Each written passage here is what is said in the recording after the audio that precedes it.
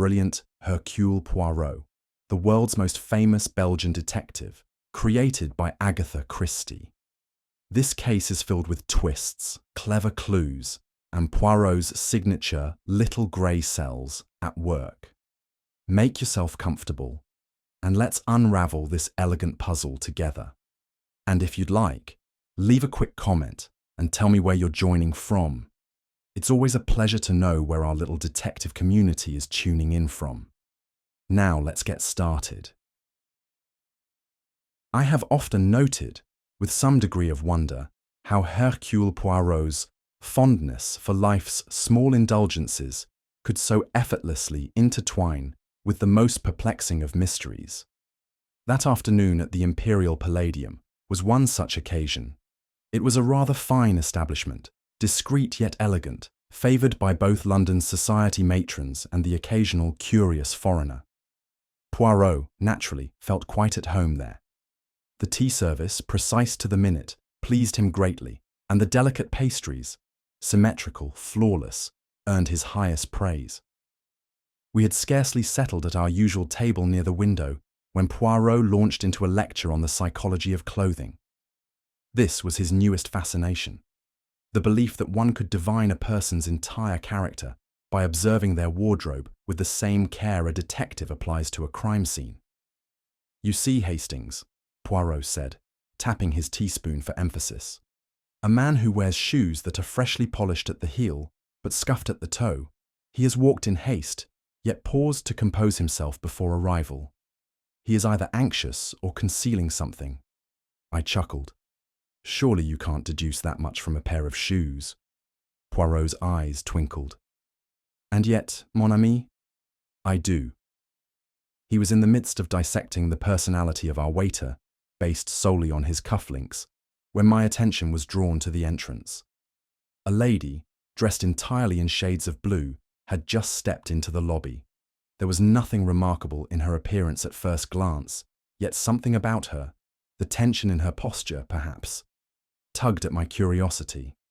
The lady stood just inside the doorway, her gloved hands clasped so tightly that even from across the room I could see her knuckles whiten.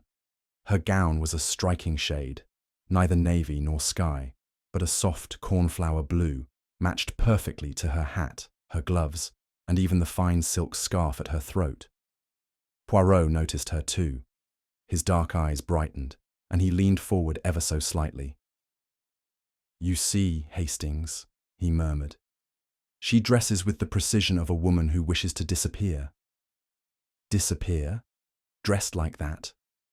"But naturally, she hides in plain sight, dressed entirely in a colour so singular no one will remember anything about her except the colour itself."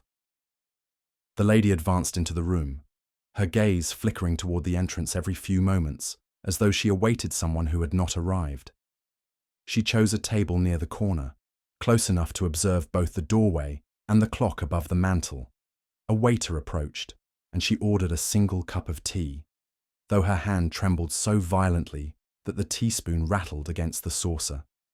For the next half hour, she sat there, drinking nothing, speaking to no one. Once or twice, she reached into her handbag and withdrew what looked like a folded letter, glancing at it before hurriedly tucking it away. "Poirot," I whispered. "There's something odd about her." Poirot's expression was unreadable. "Oui, mon ami. She is afraid. And when a woman is afraid, there is always a reason." The lady's anxious vigil came to an abrupt end. Without warning, she rose, her chair scraping against the floor with a harshness that startled several diners.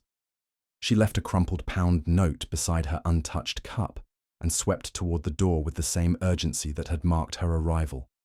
It was then that Poirot's sharp eyes caught the handkerchief she left behind, half hidden beneath the table's edge. He bent down to retrieve it, holding it delicately between two fingertips. "Monogrammed, Hastings. C. C.G. And, you observe the scent?" I took the handkerchief from him and brought it to my nose. "Violets," I said. "Faint, but unmistakable." Poirot's smile grew faintly mischievous. "Violets. Old-fashioned. A perfume favoured by sentimental women, or women with secrets. Before I could reply, a hotel pageboy approached our table. "Beg pardon, sir," he said, addressing Poirot directly. "A letter for you. It was left at the front desk not 5 minutes ago." Poirot accepted the envelope, turning it over with careful fingers. His name was written in a hand both elegant and trembling. The handwriting of someone torn between urgency and fear. He slit it open with his butter knife and scanned its contents. "It seems, Hastings, that we are summoned," he said. "A most urgent matter awaits us at 13 Rosendale Square. Something, it appears, concerning the lady in blue." I groaned.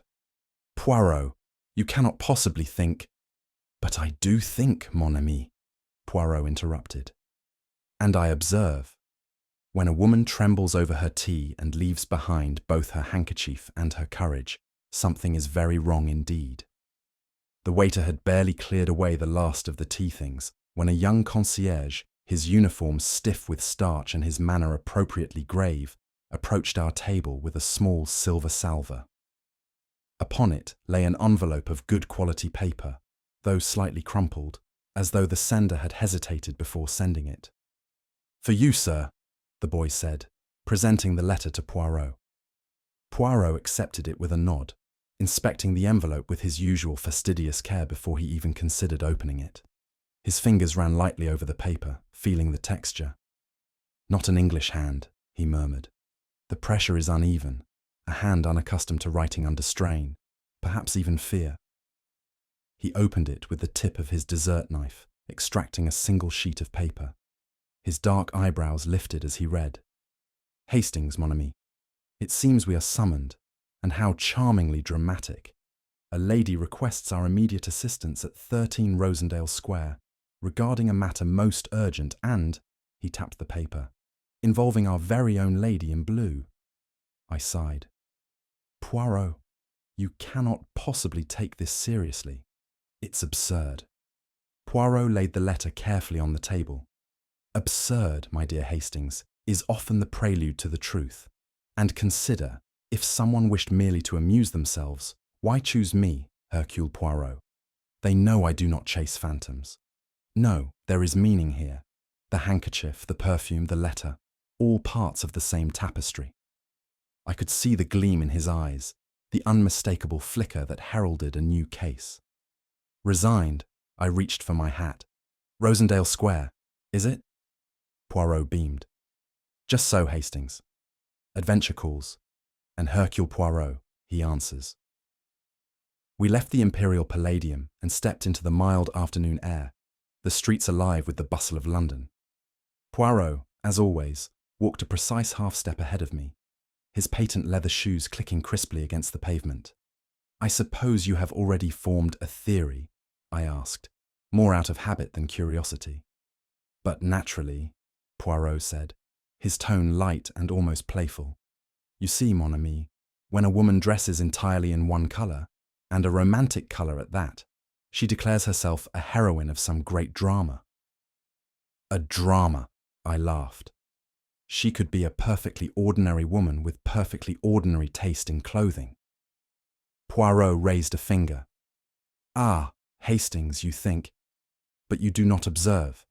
The trembling hands, the anxious glances, the untouched tea, these are not the habits of a woman simply fond of the colour blue. No, no, there is love at the heart of this mystery. And where there is love, there is always the shadow of danger." I shook my head. "You see romance everywhere, Poirot." "And why not?" he demanded. "Love is the root of most crimes. Jealousy, betrayal, greed born of the desire to please or impress. Mark my words, Hastings, this will be a tale of passion, and the lady in blue, she is its tragic heroine." I snorted. "And what of the letter?" "No heroine writes to a detective at a tea room." Poirot's expression grew uncharacteristically solemn. "Unless, Hastings, the heroine has already foreseen her own downfall, and wishes to ensure that someone will see the truth when her story ends." I shivered slightly, though the afternoon air remained warm. With Poirot, one could never quite dismiss such pronouncements as mere melodrama.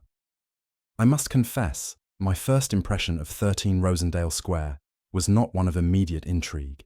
It was a fine old townhouse, with tall windows peering solemnly onto the street, its facade slightly weathered, but still holding on to the grandeur of a more prosperous era.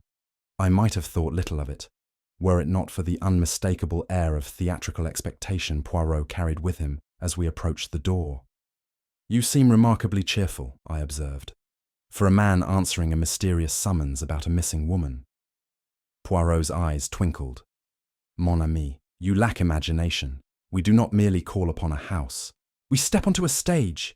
Behind this door lies a drama most fascinating, and we," he gestured grandly, "we are about to become its principal players." I was about to reply when the door swung open abruptly, revealing a tall, somewhat skeletal man with a shock of iron-grey hair and a peevish expression. He was dressed in a velvet smoking jacket and, rather oddly, a cravat embroidered with miniature scissors and spools of thread. "Mr. Grimthorpe?" I ventured.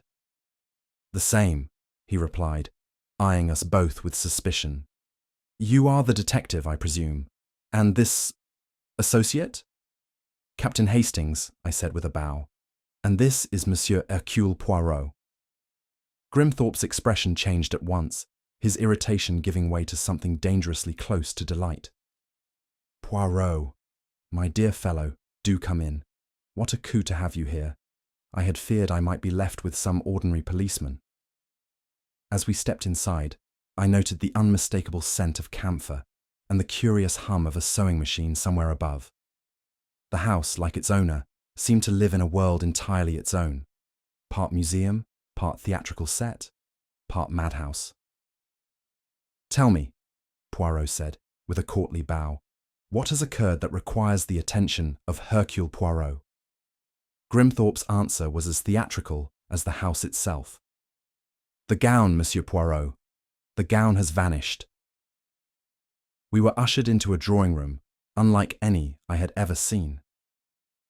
Everywhere I looked, gowns, cloaks, capes, and bonnets stood displayed on dress forms and mannequins, each carefully posed as though awaiting some long-delayed performance. There was an unsettling sense that we had stepped not into a home, but into a shrine to vanity and fabric. "Clara," Grimthorpe barked, "where is my tea?" There was no immediate reply, and after a muttered curse, Grimthorpe turned back to us. "My niece, utterly useless girl, except for her hands, which are tolerable with a needle." "And this gown?" Poirot prompted, eyes sweeping the room. "It is one among these?" Grimthorpe gave a strangled laugh. "No, Monsieur Poirot, not one of these. The blue gown, the jewel of my collection. It was worn by La Belle Coquelicot, the most infamous courtesan of the 1850s. Every scandalous gentleman in London wanted her, and that gown, that cursed, glorious gown, was her signature." "Cursed?" I asked. "Oh, yes." Grimthorpe's smile was all teeth. "Every owner of the gown has suffered some great misfortune. Duels, suicides, bankruptcies, you name it. I had it locked in my private display room, secured like the crown jewels." His face darkened. "And now it is gone." Poirot's fingers traced a line down his lapel. "When did you discover the disappearance?" "Last night," Grimthorpe said. "I perform a nightly inventory, you see. It was there at 10 o'clock and gone by midnight." "And who knew of this routine?" Poirot asked softly. Grimthorpe gave another sharp laugh. "Everyone. I boast of it constantly. My collection is my life." Poirot's gaze shifted, and for a moment I saw something, a flicker of keen interest, in the way he examined a nearby mannequin. "Tell me, monsieur," he said, "was the gown insured?" Grimthorpe's face soured. "The insurers refused. Superstitious nonsense. They claimed its history made it uninsurable." "Ah," Poirot said gently, "a gown worth more than money. That is always dangerous." Grimthorpe's theatrical flair extended well beyond his taste in fashion. His household, as we were soon to discover, was a veritable gallery of peculiar characters, each more suspicious than the last. The first to appear was Clara Grimthorpe, the collector's niece.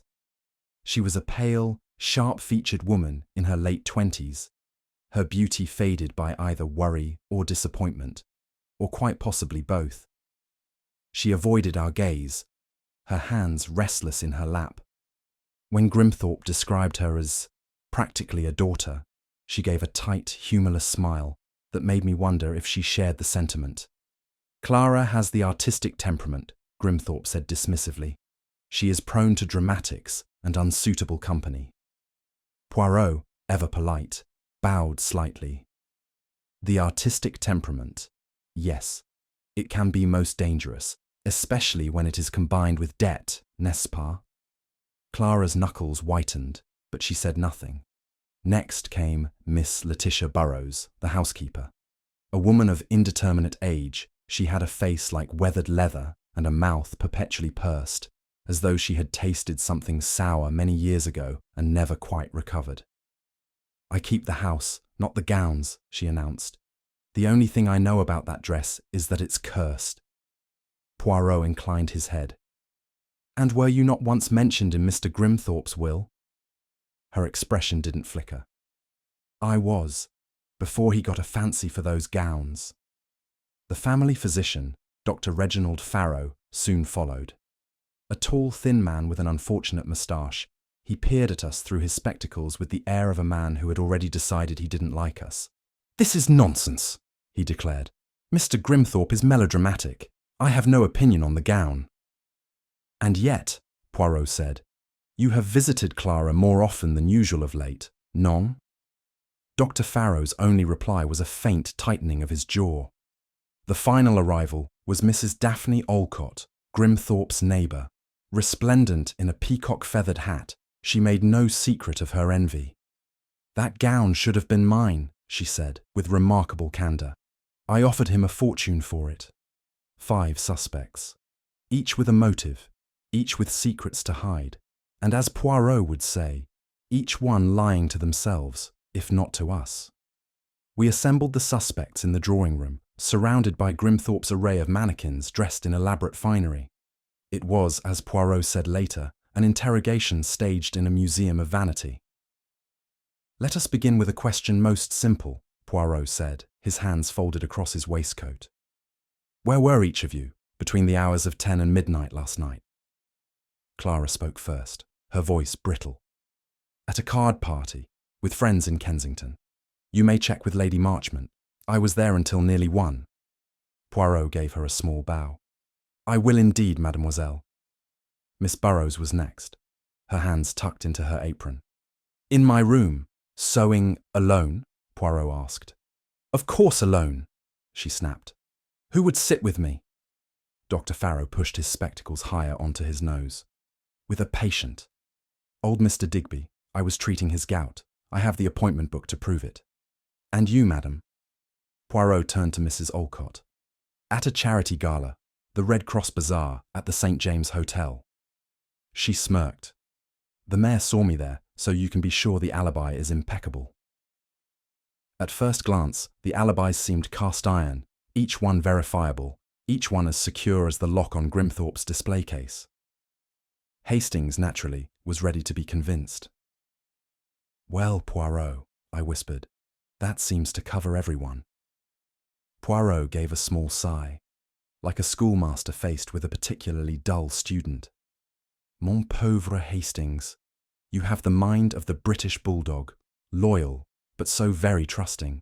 You see, you have made the great error of the amateur." "And what error is that?" I asked, bristling slightly. Poirot tapped his temple. "You assume that an alibi is a shield, but often, mon ami, it is merely a costume, a thing worn for show." He turned back to the room, his eyes twinkling. "And Hercule Poirot, he has an eye for costumes." It was close to 11 o'clock when the silence of the Grimthorpe household was broken by the unmistakable creak of a door. I was in the corridor at the time, having gone to retrieve my notebook from the coat stand. To my astonishment, I saw Clara Grimthorpe, slippered feet barely making a sound, creeping toward the locked display room where the infamous gown had been housed. "Miss Grimthorpe," I called softly.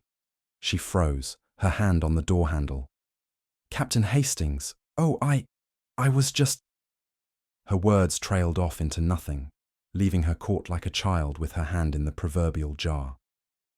A moment later, Poirot appeared from the shadows, his presence so sudden it was as if he had materialized from the wallpaper itself. "Mademoiselle Clara," he said, his voice smooth and warm. "Surely you do not suffer from somnambulism, or perhaps you seek something delicate, a lost bracelet perhaps." Her face coloured immediately, and she nodded. "That's it, my bracelet, an heirloom from my mother. I must have dropped it when I was dusting earlier." Poirot's smile was faint but unmistakable. "Ah, but see, already we have a small problem. It is not you who dusts this room, but Miss Burrows. And so, mademoiselle, I ask, why do you truly come here in the dead of night?" Clara wrung her hands.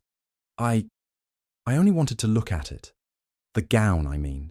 It was so beautiful, and Uncle never lets me near it." "An impulse of admiration?" Poirot's tone was gentle. "Or perhaps something more?" Clara did not answer. Poirot allowed the silence to stretch uncomfortably before giving a small nod. "Curiosity is natural, but for now, let us say nothing of this little midnight excursion. N'est-ce pas?"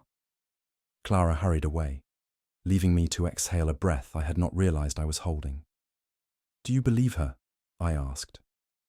Poirot merely raised a brow. "What I believe, mon ami, is that a lie is often like a poorly mended seam. It frays under pressure. We shall see." The next morning, Poirot's attention was caught by an odour lingering faintly in the hall near the servants' staircase. It was the unmistakable acrid tang of burnt fabric. Poirot, who never ignored the minor details, followed the scent to its source. The kitchen stove, still warm from an early morning fire. Miss Burrows stood beside it, sleeves rolled to her elbows, her face set in a mask of grim determination. She looked up sharply as we entered, hiding her hands behind her back. "Bon matin, mademoiselle," Poirot said, his tone cheerful. "A busy morning, I see." Miss Burrows offered a sniff of disdain. "House doesn't clean itself." Poirot's gaze drifted to the stove. "And what is it that smells so distinctive? Not the breakfast kippers, I think. Something more delicate, more refined. Silk, perhaps." For the briefest moment, her composure faltered. "Old rubbish," she said quickly. "Scraps and rags from the sewing room. Moths got to them." "Ah," Poirot said, tapping his temple. "Moths, the sworn enemy of the couturier. And yet," he bent to examine the grate, "this shade of blue, it is most particular. Not navy, not sky, cornflower blue. How curious." Miss Burrows's face darkened. "If you're implying I stole that cursed gown, you're wasting your breath. I wouldn't touch the thing if you paid me." "Touch it? Number destroy it? Perhaps." Poirot straightened, smoothing his moustache. "Fear of the curse. It can drive even the most rational person to acts of superstition." "You believe in the curse, yes?" Her mouth twitched. "I believe people go mad over things they don't need and can't afford." "A profound philosophy, mademoiselle, and yet someone needed it badly enough to steal it. Or perhaps to destroy it." She turned back to her work, muttering under her breath. I followed Poirot into the hall, my head spinning with suspicion. "Do you think she burned the gown?" I asked. Poirot gave a small shrug. "What I think, Hastings, is that secrets, like silk, do not burn cleanly. They always leave behind a trace." I have never warmed to family doctors, especially those who regard everyone outside their profession as mildly idiotic. Dr. Farrow was no exception. His thin frame seemed perpetually drawn upward, as though he were perpetually resisting the urge to lecture his patients for their foolish ailments. We found him in Grimthorpe's study, perched uncomfortably on a threadbare chair, a cup of tea growing cold beside him. He stood at our entrance, his brow furrowed in irritation, as if Poirot were a cold draft disturbing his professional dignity. "Well," he said sharply, "have you solved it yet?" Poirot's smile was undiminished. "Doctor, you are too kind. Alas, Poirot is not a magician. I observe, I think, I deduce, and sometimes I ask questions. Questions like this. Did you, perhaps, receive a most unusual patient in recent days? A woman, nervous, trembling, dressed in blue." Dr. Farrow's face stiffened at once. "What's this? Who told you that?" "No one, mon cher docteur. It is Hercule Poirot who tells himself.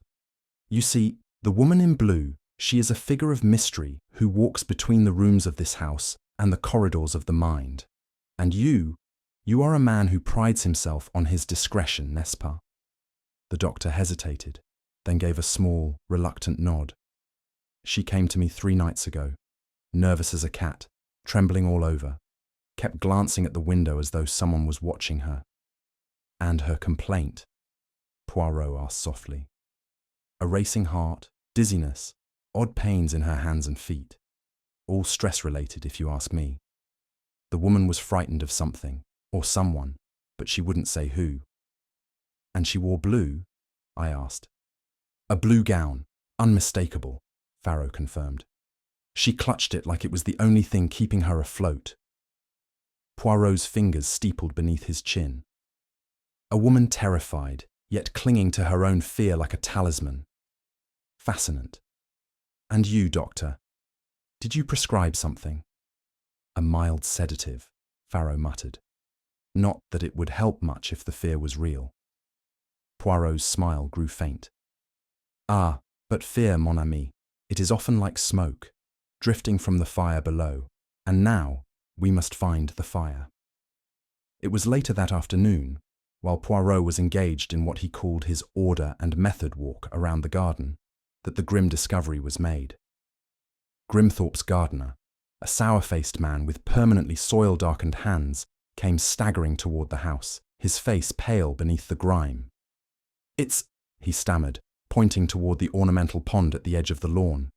"Something floating there." I ran ahead, skidding to a halt beside the pond. At first, all I could see were the leaves scattered across the water's surface. But then, emerging from beneath the reeds, I saw it, the hem of a gown, blue silk, sodden and clinging to something beneath. Poirot arrived at my side, his face grave. "The lady in blue. Alas, she has finished her tale." Together, we hauled the lifeless figure to the bank. The body was twisted awkwardly, her gloved hands locked around a scrap of fabric torn from her own gown. Her face was obscured by her sodden veil, but the unmistakable scent of violets hung faintly in the air. "It's her," I whispered. "The woman from the hotel." "Yes, mon ami." And now, Hercule Poirot's work truly begins. For the dead, they do not lie. It is the living we must persuade to speak. He crouched beside the body, gently prising open her fingers. The torn fabric was not just a scrap, it was a piece of embroidered trim, bearing a familiar flourish. "C.G.," I murmured. "Clara Grimthorpe."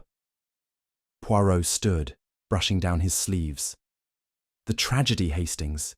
It is already in motion. Now we must prevent the farce." There is something unnerving about the way Poirot prepares for interviews.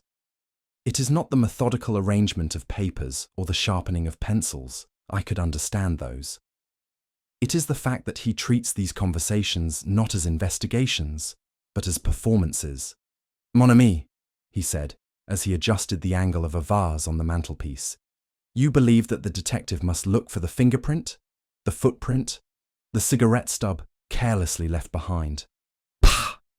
That is the work of policemen with muddy boots and magnifying glasses. Hercule Poirot does not hunt for scraps. I hunt for the human soul." I opened my mouth to argue, but experience had taught me the futility of such debates. Poirot was never more unshakable than when he was philosophizing. "Consider," he went on, "a crime is not an accident. It is a portrait, painted by desire, framed by opportunity, and hung upon the wall of weakness, If one understands the heart, the vanity, the jealousy, the fear, one understands the crime. He turned to me suddenly, eyes alight with amusement. You are the perfect example, Hastings. In your eyes, every man is honest until proven guilty. Every woman is innocent unless caught red-handed. But the truth, it lies beneath. He took his seat, folding his hands neatly upon the table. Now, we shall observe the suspects, not their alibis, but their souls. Who envies? Who regrets? Who hides a longing that has turned sour? I sighed, already knowing my role in this production. And I suppose I am to act the fool, so they lower their guard. Mais oui, you are the audience to my little theatre. And now, the curtain rises. Mr. Grimthorpe arrived first, as though summoned by some internal bell attuned to drama. His smoking jacket had been replaced by a velvet robe the colour of port wine, and his cravat featured tiny embroidered hearts pierced by arrows, a peculiar choice for a man more often described as miserly than romantic. Poirot greeted him with a bow so exaggerated I feared he might topple over. Grimthorpe seemed delighted by the attention and took a seat with the air of a man about to unburden himself. Mr. Grimthorpe, Poirot began, you have loved much, I think. Grimthorpe blinked, visibly startled. What? Love, monsieur. It is the root of all beautiful things, and all terrible ones. Poirot's gaze softened. And the blue gown, it was not merely a possession for you. It was a relic, non? A sigh escaped Grimthorpe's lips, followed by a surprisingly delicate smile. You are right, of course. It was not the gown itself. It was her. Her? I echoed, bewildered. La belle coquelicot, Grimthorpe said dreamily. She was before your time, of course, Hastings. A scandalous creature, adored by some, despised by others. She had a gift, you know. She could make any man believe he was the only one who mattered. And you, monsieur? Poirot's voice was gentle. Did you matter to her? Grimthorpe's smile faded. For a week, perhaps. But a week can last a lifetime if you believe in it enough. When I acquired the gown, her gown, it was like I had captured that week forever. And yet, Poirot said softly, someone took the gown from you. Grimthorpe's face darkened. They stole her memory from me. That cursed dress was all I had left of her, and now it's gone. But why lock it away? I asked. Why not display it proudly? Because, Grimthorpe said bitterly, some things are too precious to be seen. And because, his voice dropped to a whisper, I feared the curse. Everyone who possessed the gown lost something. Money, sanity, even their life. Perhaps I thought if I hid it away I could break the spell. Poirot rose, smoothing his waistcoat. Thank you, monsieur. You have given me the truth of your heart, and that, you see, is worth more than alibis. As Grimthorpe left the room, Poirot turned to me with a small smile. You see, Hastings? The crime is always a love story in disguise. It was with a faint sense of unease that I observed Clara Grimthorpe take her place opposite Poirot in the drawing room. There was something about the way she perched on the edge of the chair, like a bird poised for flight, that made me suspect her nerves were not entirely down to the presence of the great detective. Poirot, ever the picture of patience, regarded her with a smile both gentle and shrewd. Mademoiselle Clara, you are troubled. And when the heart is troubled, the hands, they are restless. One sees this in the way you twist your ring. Clara flushed. It's this whole business. The police, the questions. It's humiliating. Humiliating. Non, mademoiselle. The truth. It is never humiliating. But to conceal the truth. Ah, that becomes exhausting, does it not? I've nothing to hide, Clara said quickly, too quickly. Poirot's head tilted, bird-like. Come now, mademoiselle, let us speak frankly. Your uncle has told us of small indiscretions, items misplaced from his collection, things that somehow found their way into your dressing table. Clara's face stiffened. That was years ago, a childish phase. I was young and foolish. And now you are neither, And yet you creep into the display room in the dead of night. Why? To admire, to covet, or, his voice softened, to reclaim. I didn't want that gown. Her voice rose suddenly, brittle as glass. I told you, I never touched it. Poirot's expression remained serene. You did not want it. No. But perhaps you feared someone would think you did, and so you crept to the room, to reassure yourself it was safe. Only it was gone. Clara's lower lip trembled, but she held her ground. Believe what you like. Poirot bowed. Poirot believes only what the facts reveal. And the facts, they speak most softly, but most truthfully. As she fled the room, I shook my head. She's hiding something. Poirot's eyes glimmered. Naturally, Hastings, but whether it is guilt or fear that... He tapped his temple. Remains to be seen. Miss Burrows was not a woman to waste time on pleasantries. When Poirot invited her to sit, she stood. When he offered tea, she refused. When he smiled, she scowled. It was, I thought, a charming display of passive hostility. You're wasting your breath if you think I stole that cursed gown, she announced before Poirot could speak. I wouldn't touch it with tongs. Poirot's moustache twitched. And yet you burned something in the kitchen stove. Something blue, oui? Miss Burrows' expression flickered. Rags. Old scraps from the sewing room, full of moth holes. Moths! The eternal enemy of the well-dressed lady. But tell me, mademoiselle, why burn them? Why not discard them? She hesitated, the fingers of her right hand working nervously at her apron hem. It's quicker. Quicker, or safer. Poirot's voice was very soft now. There are fabrics, mademoiselle, which leave behind inconvenient clues, threads caught on splinters, fragments clinging to gloves. But when one burns fabric, it vanishes, poof, like a secret never spoken. I didn't steal the dress, she said again. If you must know, I burned some old petticoats Clara was throwing out. That girl's careless with her things. Ah, but you see, mademoiselle, a lie. It is like a badly sewn hem. It unravels at the first tug. Poirot's gaze sharpened. What were you really burning, and why? Miss Burrows' chin lifted. Believe what you want, I'm too old to care. Poirot rose, smoothing his waistcoat. Old, perhaps, but too old for fear. No, I do not think so. And fear, mademoiselle, it leaves a scent stronger than mothballs.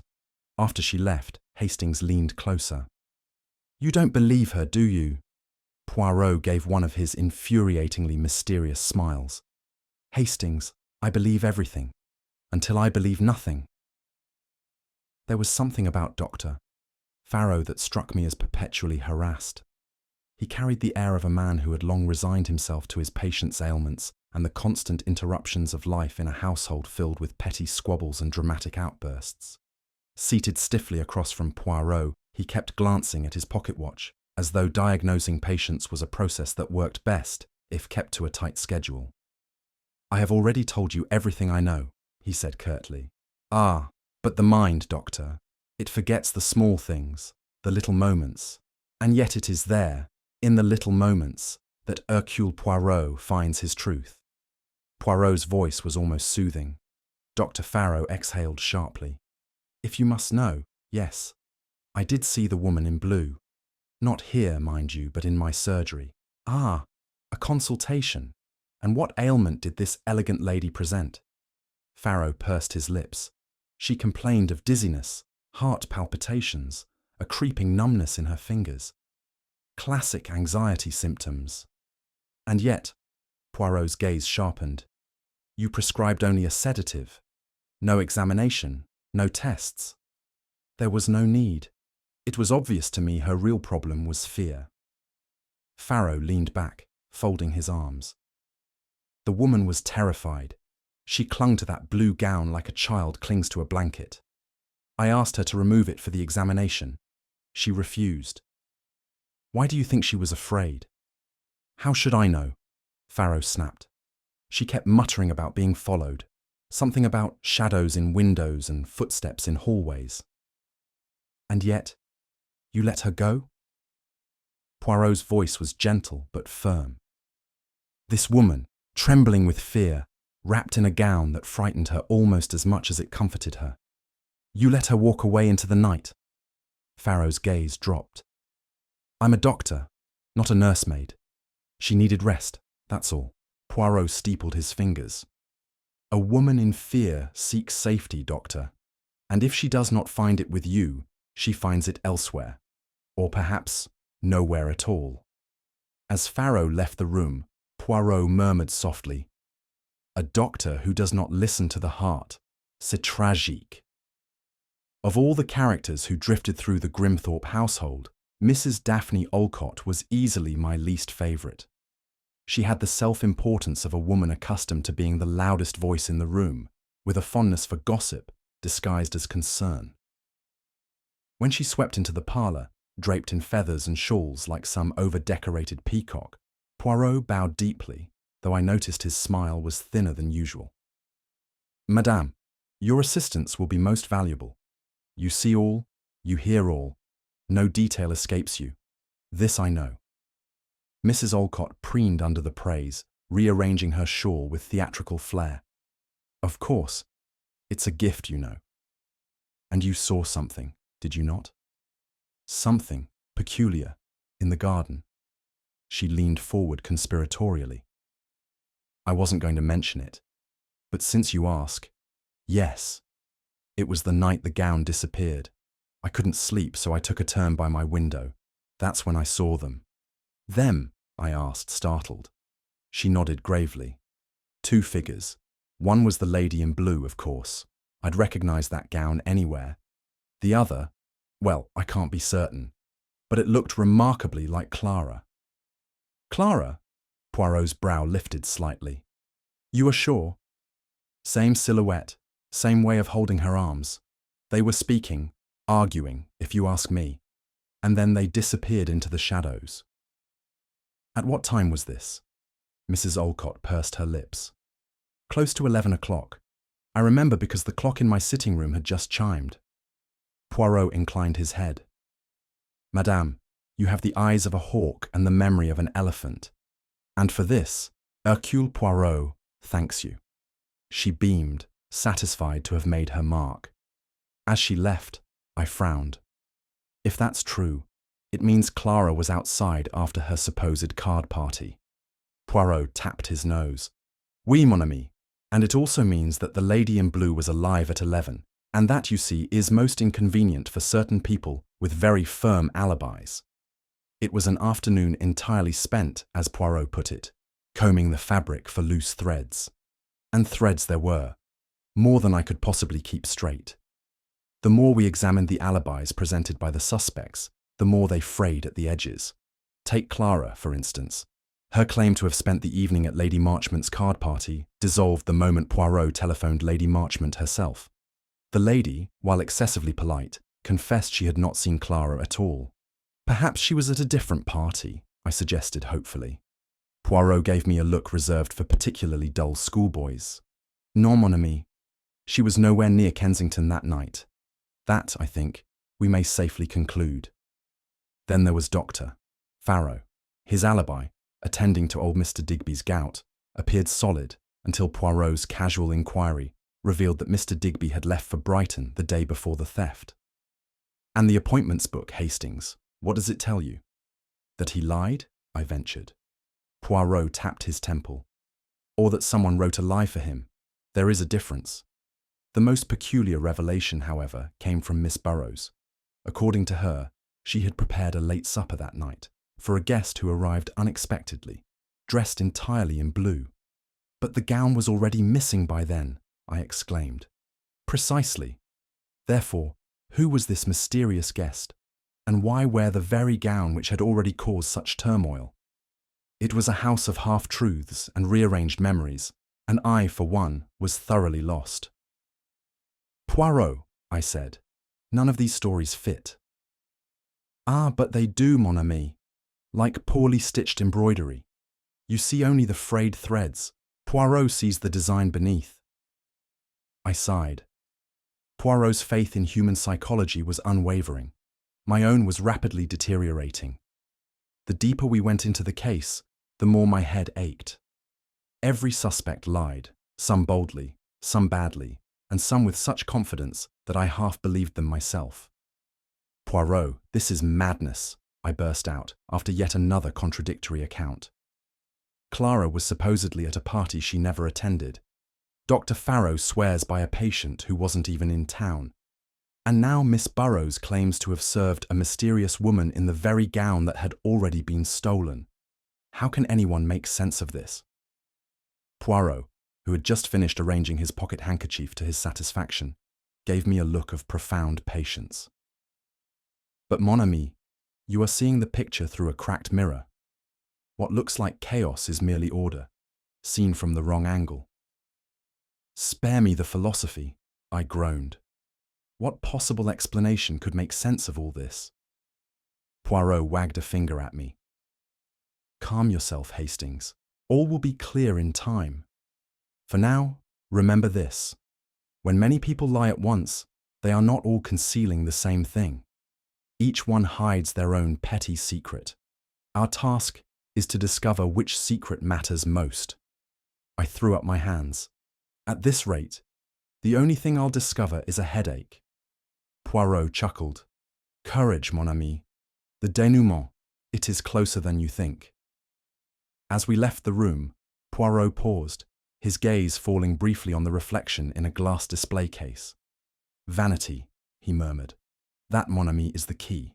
It always is." "What do you mean?" Poirot smiled faintly.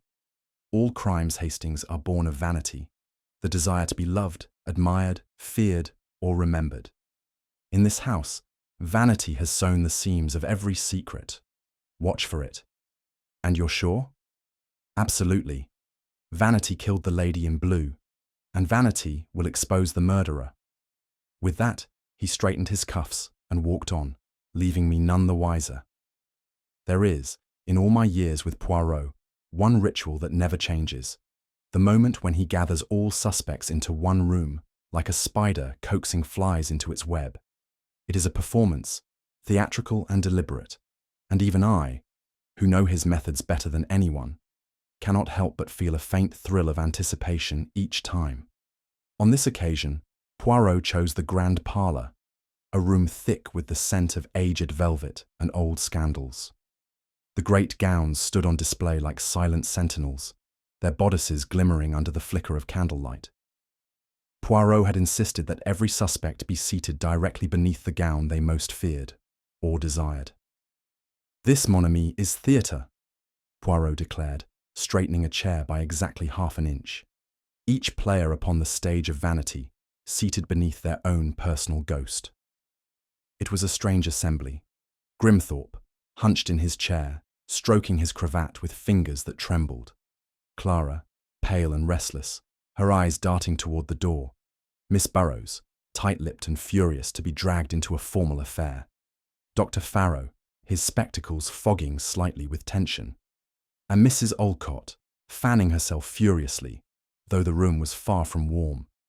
Poirot stepped forward, a glint of mischief in his eye. "Mesdames, messieurs, you wonder why you are here. You think perhaps Hercule Poirot has summoned you to announce who stole the gown. Mais non, that is too simple. Tonight, we do not unmask a thief. We unmask a tragedy." He paused, letting the silence build. "A tragedy born of love, of vanity, and of the most delicate silk." And with that, the reveal began. "Let us begin," Poirot said, his voice smooth as silk, "with the lady in blue herself. For mes amis, the greatest trick was this: the lady in blue was no stranger at all. She was—" He turned sharply toward Clara. "Mademoiselle Clara Grimthorpe." There was a collective gasp. Even I, though I had long suspected Clara's deeper involvement, felt a thrill of astonishment at Poirot's theatrical certainty. "That's absurd!" Clara's voice shook. "Why would I—" Poirot raised a hand. "Permit me. I shall explain all. You see, from the very first, there was vanity at the heart of this mystery. The vanity of a woman who wished, for one night, To be beautiful. Not just beautiful, but legendary. The gown, La Belle Coquelicot's gown, it offered her that transformation. Clara's face paled further. I never stole it. Mais non, you did not steal it. You borrowed it. From your own future. Poirot's voice softened. You see, Hastings, Mademoiselle Clara intended to disappear that night. Forever. She would become the ghost in blue, slipping away with her lover into legend. Lover? Mrs. Olcott's fan snapped shut. What lover? Ah, but that is part 2 of our tale. Poirot turned back to Clara. You donned the gown, arranged your meeting, and slipped from the house while your uncle dreamed of his treasures. But mon ami, a woman in a famous dress, she cannot vanish easily. Too many eyes see her, too many whispers follow. And so, the legend became too real. Clara shook her head, lips pressed into a thin line. This is ridiculous. I had no lover. I wasn't even here. Poirot's smile was almost pitying. Mademoiselle, the mirror, it never lies. You saw yourself, radiant and tragic, and you believed yourself untouchable.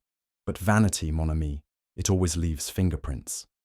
Poirot turned from Clara, pacing slowly between the mannequins.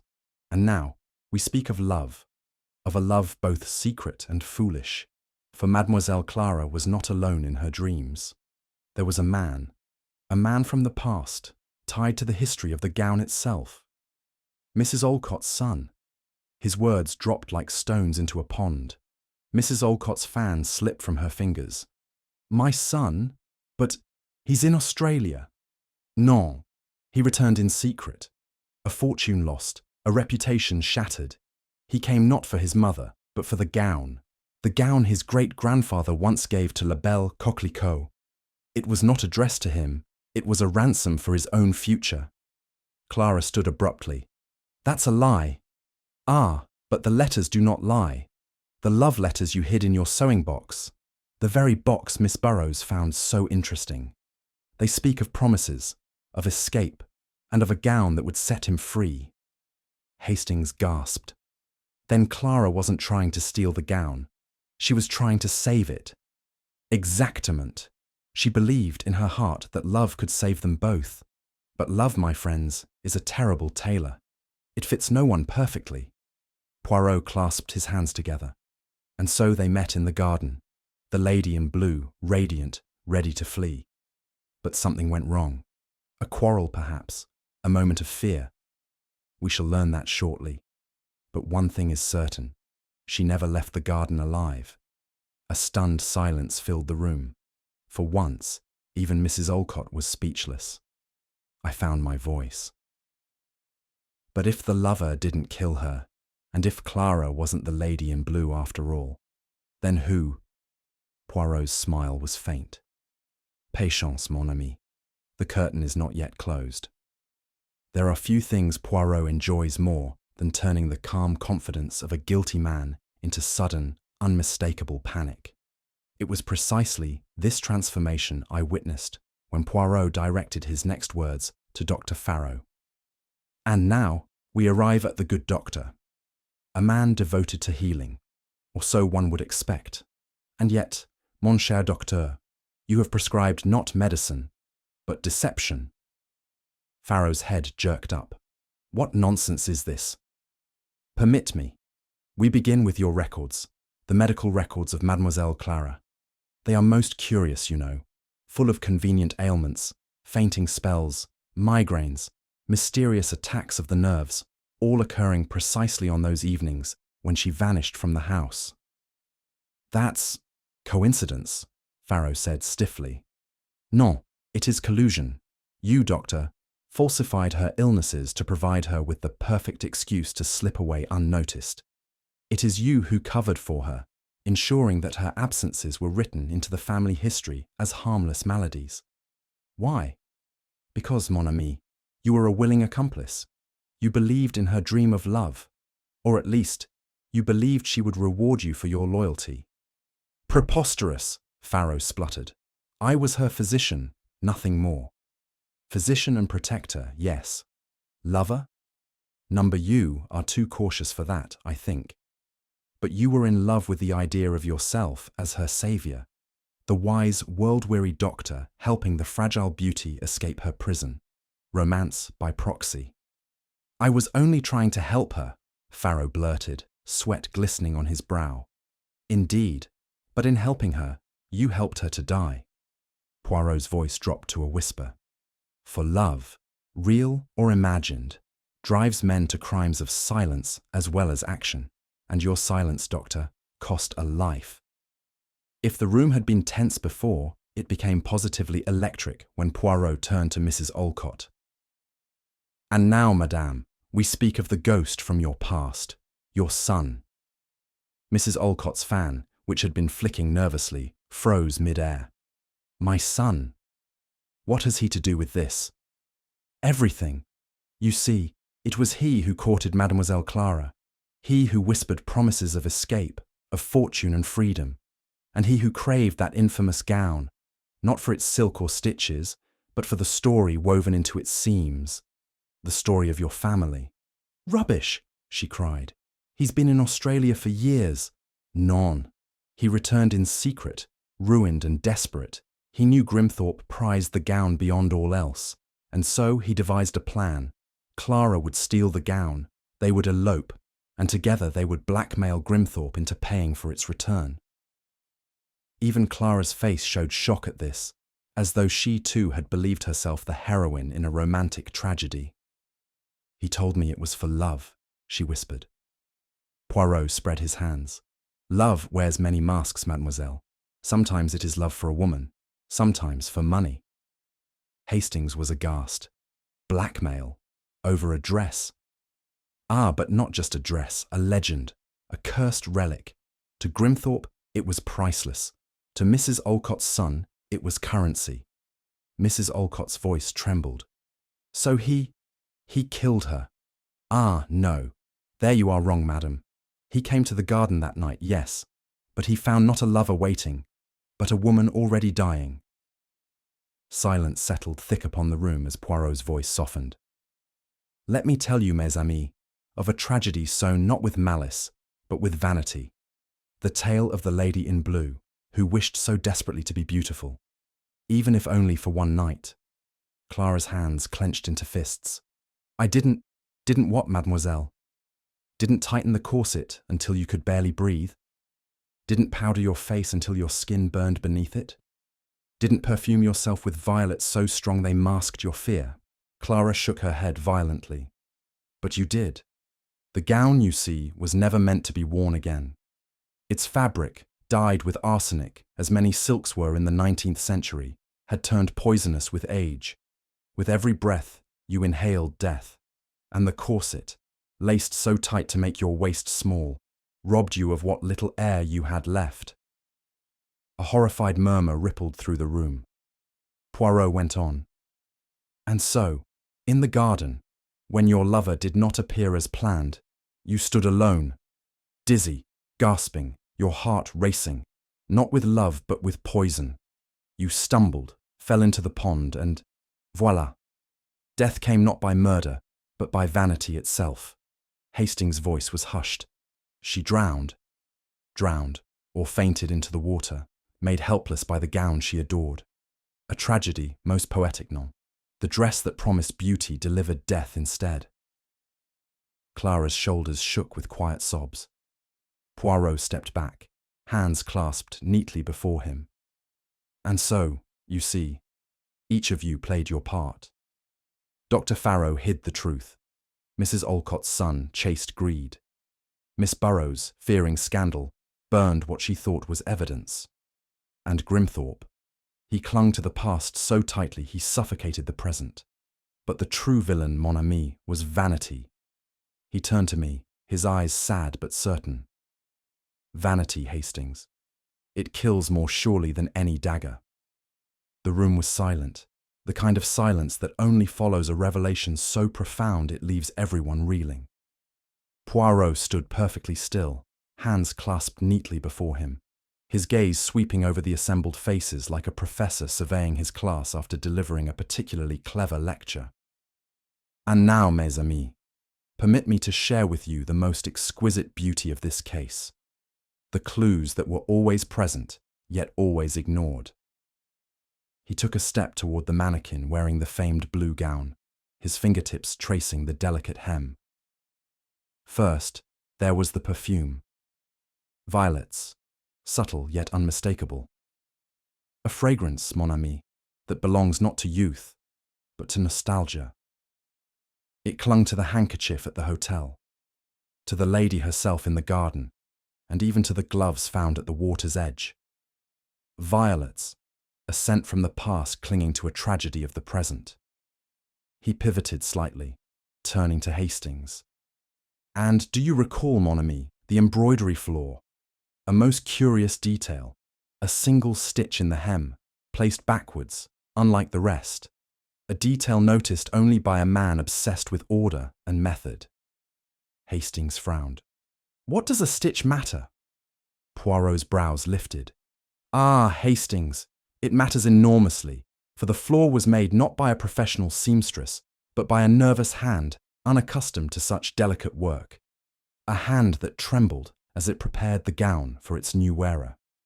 His eyes rested on Miss Burrows, whose lips compressed into a thin line. And finally, l'esgance, the gloves worn so religiously by Mademoiselle Clara, even indoors. At first, one assumes vanity, yes? A desire for elegance, but none. The gloves hid a rash caused by exposure to the arsenic-laced silk. A murmur rippled through the room. Together, these clues formed a perfect portrait, not of a murder plot, but of a tragedy sown from vanity, secrecy, and misplaced love. Each of you saw these clues, yet each explained them away. It is always thus. People see only what they expect to see. Hercule Poirot? He sees what is there. With the final threads unravelled, there was nothing left but the inevitable collapse of those who had held their secrets so tightly. It began, unsurprisingly, with Dr. Farrow. He slumped into a chair, head in hands. I only wanted to protect her, he muttered. She was fragile, so fragile. I thought if I helped her escape, she might find happiness. Mais non, mon cher docteur. You wished to be her saviour, and in doing so, you became her accomplice. The line between hero and fool, it is often paper thin. Next came Mrs. Olcott, her ever-present fan trembling in her hand. My boy, she whispered. He was always restless, always chasing fortune. I told him that gown was cursed, but he wouldn't listen. He said it was his inheritance, his birthright. Poirot inclined his head solemnly. And so it is with all cursed objects, madame. It is not the fabric that is cursed. It is the desire it inspires. Finally, Grimthorpe, who had sat in stony silence throughout, spoke in a voice so soft I scarcely heard him. She was my Clara, he said, eyes fixed not on the people in the room, but on the gown itself. My little girl. All I ever wanted was to protect her, from debts, from bad company, from herself. And in the end, I locked her away so tightly she suffocated.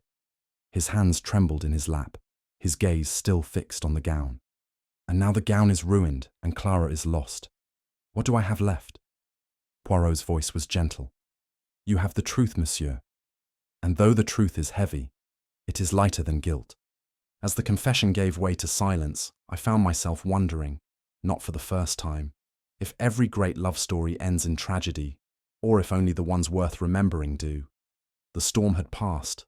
The suspects had dispersed, some weighed down by guilt, others by sorrow. Only Poirot and I remained in the grand parlour, seated beneath the spectral glow of La Belle Coquelico's infamous gown, which now hung limply, its sinister history fully exposed. Poirot was unusually quiet, his fingertips steepled before him, his gaze fixed upon the gown as though it might still offer up some final whisper of truth. Poirot, I ventured, why did she do it? Clara, I mean. It was just a dress. Poirot's head turned sharply. Just a dress? Mon ami, you miss the essence entirely. It was never just a dress. His fingers gestured elegantly toward the silk. This gown was a mirror, reflecting not reality, but the dream Clara held of herself. She wished not to be the plain niece of a collector, but a heroine, a tragic beauty, a legend wrapped in silk. I shook my head. All over some childish fantasy. Non, Hastings, not childish, human. The longing to be remembered not as we are, but as we wish to be. Clara wanted to slip into the past and become part of a story larger than herself, to wear history, and in doing so, rewrite her own. He sighed, rising to adjust a fold in the fabric. Vanity, mon ami. It is the root of all tragedy, a vanity born not of arrogance but of longing. Clara believed beauty and drama would give her life meaning, but beauty can be cruel when it is pursued blindly. There was a melancholy in his voice I could not quite place. And so, Poirot continued, she laced herself into a coffin made of silk and perfumed herself with her own funeral flowers, and all the while she believed she was becoming immortal. I swallowed hard. That's the saddest thing I've ever heard. Poirot's smile was faint. Mais non, Hastings. The saddest thing is that she was not the first, and she will not be the last. As we walked through the now quiet halls, Poirot's hands gestured delicately in the air, weaving the final threads of the case into place. You see, Hastings, the whole world overlooked the truth, not because it was hidden, but because it was small. And you know what I say about the small clues, n'est-ce pas? They are the most important, I recited automatically. Poirot beamed. Exactement. Consider, the perfume of violets, at first, merely a romantic touch. Yet it was the first whisper of vanity's presence. A scent chosen not to please others, but to complete an image Clara built in her mind. The lady in blue, perfumed with melancholy. He led me toward the display case where the gown had rested. And the embroidery floor. Such a delicate thing, a single backward stitch. A seamstress working for a famous couturier would never make such an error. But a nervous young woman, trembling as she adjusted her stolen treasure. Ah, it spoke volumes. And the gloves, I said, beginning to see the pattern. She always wore gloves. Poirot's brow lifted approvingly. Très bien. The gloves hid the truth, not from others, but from herself. The silk, dyed with arsenic long ago, had begun to poison her skin. But she would not give up her fantasy. No, she hid the rash beneath lace and kid leather, clinging to the dream even as it destroyed her. I felt a shiver run down my spine. She died for the sake of a story. Poirot's smile was soft. We all do, mon ami. It is only the story that changes. Some seek wealth, some seek power. But the story of beauty, that is the oldest and most dangerous tale of all. The full weight of it struck me as we stood in silence. But Poirot, I blurted, how did you know about the arsenic? No one mentioned poison. Poirot's smile was infuriatingly serene. Because, Hastings, I read. A detective must not only observe the world, he must understand its history. And what is fashion, if not history sewn into fabric? He tapped his temple. In the days of La Belle Coquelicot, bright colours, especially greens and blues, were often achieved using arsenic-based dyes. The gowns were beautiful, but deadly. It was a minor scandal at the time, but quickly forgotten. La petite histoire, mon ami, the little history that holds the greatest secrets. I shook my head in wonder. So while we were chasing after alibis and motives, you were thinking about old-fashioned trends. Poirot's finger wagged gently. Not trends, Hastings. Context. No crime happens in isolation. The past wraps itself around the present like the folds of a gown. One must never forget the fabric of history, or risk missing the whole design. The following morning, just as we prepared to depart, a letter arrived at our hotel. Poirot opened it with his usual precision, his eyebrows lifting slightly at the elegant crest embossed at the top. A letter from Paris, he announced. From Maison Verrières, no less. They have heard of the famous gown's misfortune and wish to offer their expert services to restore it. He passed me the letter, which read like a love letter to silk itself, pleading to rescue the ruined gown from its watery fate. "Will you accept?" I asked. Poirot's lips pursed. "Mais non, Hastings. Some dresses are best left in peace. This one, she has told her story. To force her back into beauty would be unseemly." He took up his hat and cane. "Besides, there are some legends that should be allowed to rest. Even vanity, mon ami, must have its dignity." We left the house behind, stepping out into the crisp morning air. I was just beginning to think we had left the whole affair firmly in the past when Poirot suddenly stopped dead on the pavement, his gaze fixed across the street. There, stepping gracefully into the Imperial Palladium, was another lady in blue. Not the same gown, of course, but close enough to make my heart jump. "Good heavens," I muttered. "Not again." Poirot's expression was unreadable, a flicker of amusement mixed with something almost like sadness. "C'est la vie, Hastings," he murmured. "Vanity is eternal. It changes its face, its fabric, its perfume, but it never dies."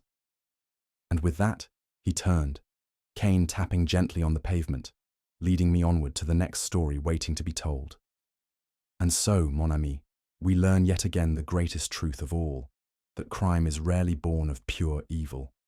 More often, it springs from the very human desires we all share: vanity, love, fear. It is not the grand gestures that expose the truth, but the smallest clues, the details everyone overlooks. In the hands of Hercule Poirot, even a misplaced stitch or a fading perfume becomes a confession. For the truth, Hastings, she is like a clever seamstress. Sooner or later, she unpicks every lie. Well, Poirot, if nothing else, you've completely ruined my confidence in fashion. First arsenic-laced silk, and now a dress that doubles as a death trap.